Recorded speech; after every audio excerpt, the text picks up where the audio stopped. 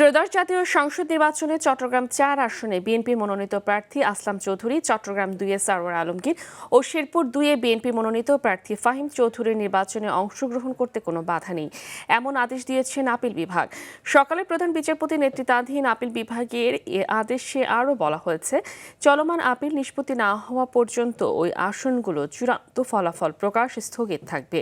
এর আগে সারোয়ার আলমগীরের প্রার্থিতা বাতিলের আদেশ স্থগিত করে তাকে নির্বাচনের সুযোগ দেওয়ার নির্দেশ দিয়েছিল হাইকোর্ট। এর বিরুদ্ধে আপিল করেন জামাতের প্রার্থী নুরুল আমিন। গত 18 জানুয়ারি ঋণ খেলাপের অভিযোগে নির্বাচন ভবনে আপিল শুনানি শেষে প্রার্থিতা বাতিলের রায় দিয়েছিল ইসি। সারোয়ার আলমগীর বিএনপির 2 জন ধানের শীষের প্রার্থী।